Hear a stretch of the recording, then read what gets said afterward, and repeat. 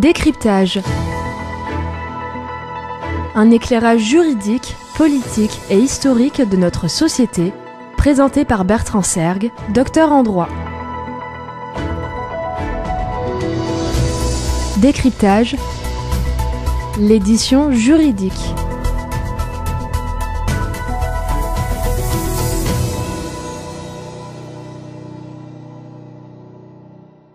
Décryptage de la loi ouvrant le mariage aux couples de même sexe. Nous reprenons notre série d'émissions consacrée à l'analyse de notions juridiques fondamentales.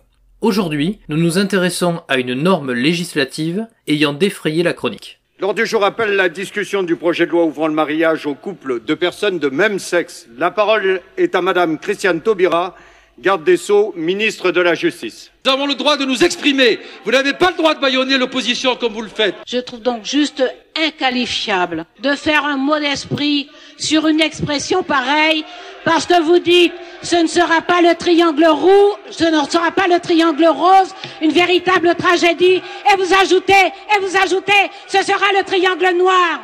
C'est trop facile. L'indignité avec laquelle s'est exprimée Madame la ministre. Vous êtes indigne, Madame la ministre. C'est une alerte pour vous dire que vous ne pouvez pas tout vous permettre dans cet hémicycle. Vous l'avez compris, la loi dite du mariage pour tous sera au cœur de la présente chronique. La dite loi est issue d'un long cheminement historique de lutte pour les droits des homosexuels. Nous pouvons citer notamment plusieurs dates. L'année 1982, marquée par la dépénalisation de l'homosexualité. Le garde des Sceaux, Robert Badinter, a été à l'origine de cette évolution normative. L'année 1991 doit être également citée. L'Organisation mondiale de la santé a notamment retiré de la liste des maladies mentales l'homosexualité durant cette période. Ensuite, il y a eu la création du Pacte civil de solidarité, dit le PACS, ouvert aux couples hétérosexuels et homosexuels.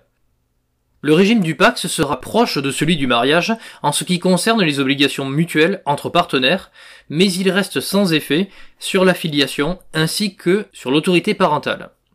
Il faut de plus préciser qu'en cas de décès d'un des partenaires, le survivant ne peut être l'héritier du défunt. Le pacte civil de solidarité ne permet pas non plus l'adoption conjointe.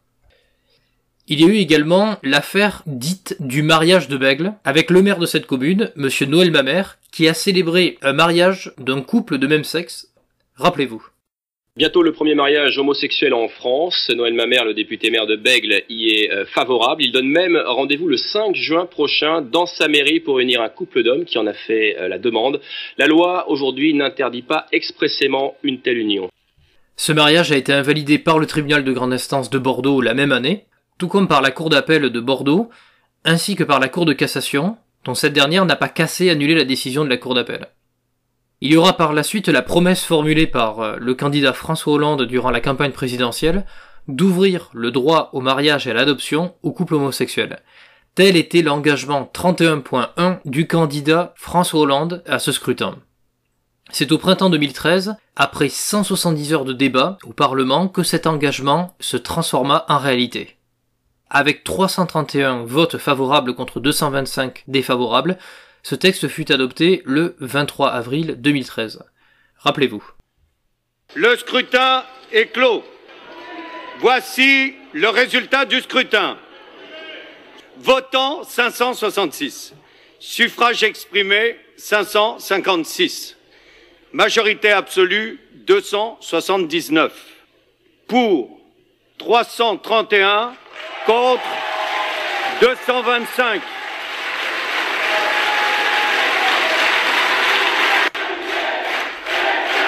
Après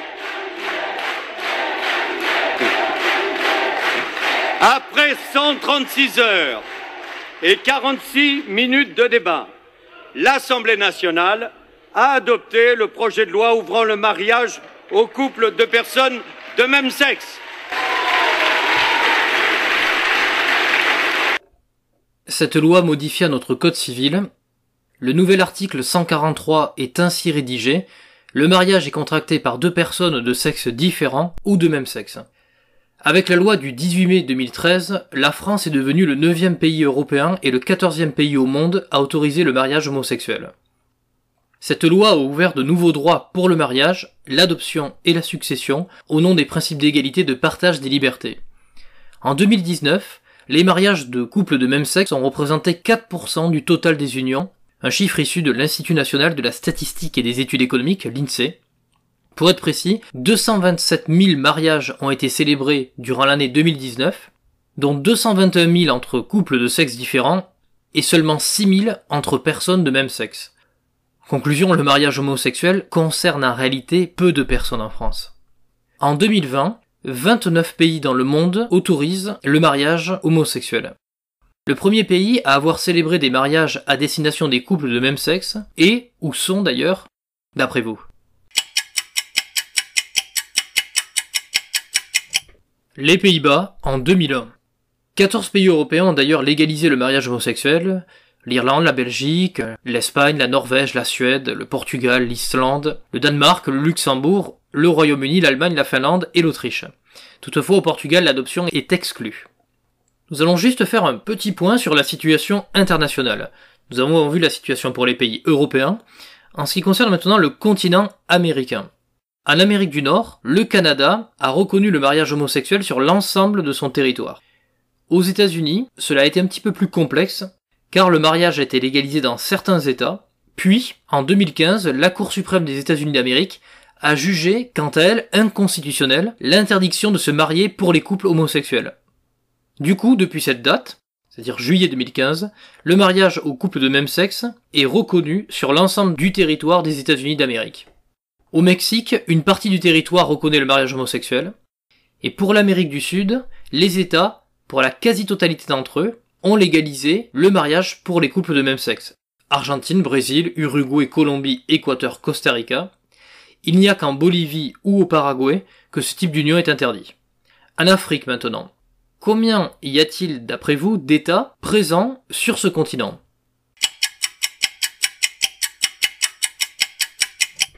Il y a 54 États présents sur le continent africain. Et sur ces 54 États, un seul a reconnu le mariage homosexuel. C'est l'Afrique du Sud en 2005. Dans tous les autres pays présents sur le continent africain, le mariage de couples de même sexe est soit interdit, soit jugé délictuel ou criminel. Et il est puni d'une peine d'emprisonnement ou, dans un nombre plus réduit d'États, par la peine de mort.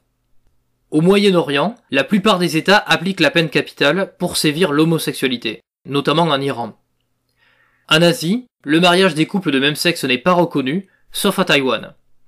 Et enfin, en Océanie, il y a quelques pays qui reconnaissent le mariage homosexuel, comme la Nouvelle-Zélande par exemple, mais pas encore l'Australie. Il y a une sorte de Pax en vigueur au sein du territoire australien. La personne qui a porté en France cette réforme est Madame Christiane Taubira, garde des Sceaux de 2012 à 2016 sous le quinquennat de François Hollande. Titulaire d'un diplôme de 3e cycle en sciences économiques, elle a été une militante indépendantiste vis-à-vis de la Guyane. Elle était notamment députée de ce territoire de 1993 à 2012. On se souvient d'elle pour ses joutes oratoires et ses prises de position marquées très à gauche sur le plan politique. Ennemie numéro 1 de la droite, elle représente pour certains le laxisme et pour d'autres la passion militante. Cette femme politique ne laisse nullement indifférent tant elle suscite un profond rejet ou l'admiration. Coutumière des prises de parole enflammées à l'Assemblée nationale, cette femme politique cristallise les tensions. Vous ne devriez pas abuser ainsi de votre immunité parlementaire pour importer dans cet hémicycle des ragots que vous seriez bien en peine de démontrer. Allez, mes chers collègues, s'il vous plaît. Allez, concernant on se calme. Allez. L'habit. S'il vous plaît. Écoutez, vous savez les uns et les autres ce que provoque chez les téléspectateurs l'habit de l'offuscation vous va si mal. Allez, s'il vous plaît. Alors, je disais que l'habit de l'offuscation vous va si mal. Monsieur le député, ni vous, ni ceux qui m'accusent ne seront en mesure de démontrer ce qu'ils prétendent. La justice dans ce pays démontrera le contraire. Il faut également préciser le fait que la norme législative ouvrant le droit au mariage pour tous a donné lieu à des manifestations extrêmement importantes. La France n'avait d'ailleurs pas connu des manifestations de cette ampleur en termes de nombre de participants depuis de nombreuses années. Le 13 janvier 2013, plus d'1 million de personnes s'étaient rassemblées au niveau du Champ de Mars à Paris. Le collectif ayant été à l'origine de ces nombreux mouvements de protestation était la fameuse Manif pour tous. J'aimerais aborder dès à présent avec vous un débat consistant à déterminer si vous êtes favorable ou défavorable au mariage et à l'adoption des couples homosexuels. Dans un souci de neutralité, comme pour l'ensemble des chroniques réalisées, nous allons aborder tant les éléments en faveur du mariage pour tous que ceux en défaveur de l'union des couples de même sexe. Si nous faisons le choix de faire abstraction de nos convictions de nature politique et privilégions une approche purement juridique de la question posée, un élément demeure indéniable. Il s'agit du fait que les couples homosexuels, avant l'entrée en vigueur de la loi dite du mariage pour tous, n'avaient pas les mêmes droits que les couples hétérosexuels sur le plan juridique. Il y avait une forme de discrimination qui était opérée en la matière car dans le meilleur des cas, les couples de même sexe avaient la possibilité de s'unir via le pacte civil de solidarité, le PACS, ce qui ne leur donnait pas, en cas de décès de l'un des conjoints, la possibilité d'hériter du défunt, contrairement au mariage. Il y avait par conséquent une différenciation incontestable, voire une discrimination d'accès à certains droits. Une évolution s'imposait en l'espèce. La question fondamentale à se poser concerne la nature de cette évolution. Fallait-il en venir au mariage ? Certains préconisaient notamment une union civile renforcée avec les mêmes droits. Je pense notamment à la droite française. C'était une possibilité, après certains diront qu'il s'agissait à nouveau d'une certaine forme de discrimination. Il est à préciser que la loi ouvrant le mariage aux couples de personnes de même sexe conduisit également à l'adoption. Et là aussi, de nouvelles interrogations furent posées. Fallait-il permettre l'adoption aux couples de même sexe ? À vous de vous forger votre propre opinion à l'espèce. Et les couples homosexuels pourront adopter dans les mêmes conditions que les couples hétérosexuels, au nom d'un prétendu droit à l'enfant. S'il vous plaît. Vous refusez des droits à des enfants que vous choisissez de ne pas voir.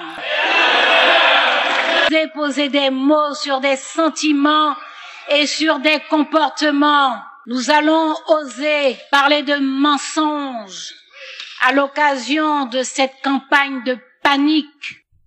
Le débat s'est également déporté sur l'APMA et la GPA qui n'étaient pas prévus par le texte de loi présenté par la garde des Sceaux, je le précise.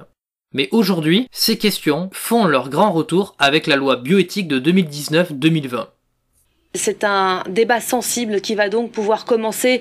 Le projet de loi bioéthique est présenté ce matin au Conseil des ministres. Le texte est porté par les ministres de la Santé, de la Justice et de la Recherche. Plusieurs volets délicats vont donc être abordés. Pour être le plus complet possible, il faut préciser que la procréation médicalement assistée, dite PMA, recouvre les différentes pratiques cliniques et biologiques d'aide à la fécondation, soit in vitro, soit par donneur anonyme. La gestation pour autrui, cette fois-ci, dite la GPA, désigne l'ensemble des méthodes de PMA dans lesquelles l'embryon est implanté, avec ou sans implantation d'ailleurs d'un ovule fécondé in vitro, dans l'utérus d'une femme tierce, dite également mère porteuse. Car cette dernière, effectivement, porte l'enfant d'un couple, qu'il soit hétérosexuel infertile ou homosexuel.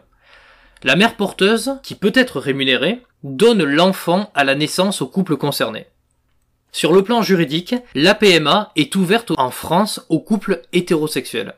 La loi française délimite l'usage des techniques de PMA au cas des couples infertiles où nous pouvons avoir sans danger un enfant. Relancé par la loi sur le mariage pour tous, le débat actuel porte sur le fait d'autoriser la procréation médicalement assistée aux couples de femmes, ce dont ne veulent pas les partisans de la Manif pour tous. Cette bataille semble avoir été perdue par ce collectif, car l'extension de la PMA aux femmes en couple ou célibataires en France a été votée en première lecture par l'Assemblée nationale le 15 octobre 2019, puis par le Sénat le 4 février 2020. La PMA, quant à elle, est interdite en France, selon la loi bioéthique de 1994.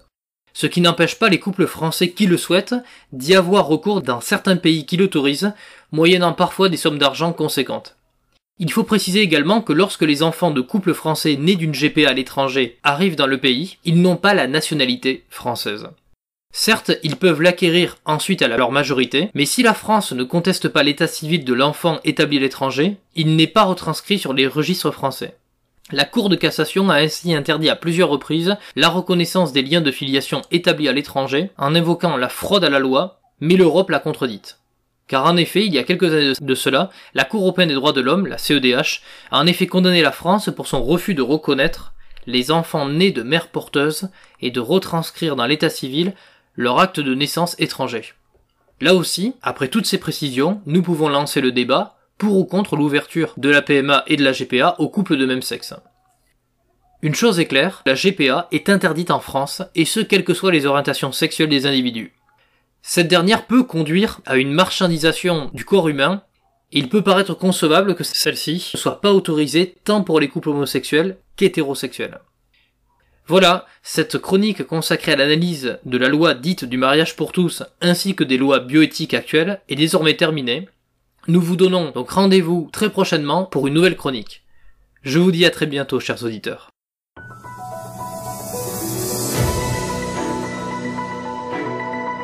Décryptage. Un éclairage juridique, politique et historique de notre société, présenté par Bertrand Sergue, docteur en droit. Décryptage. L'édition juridique.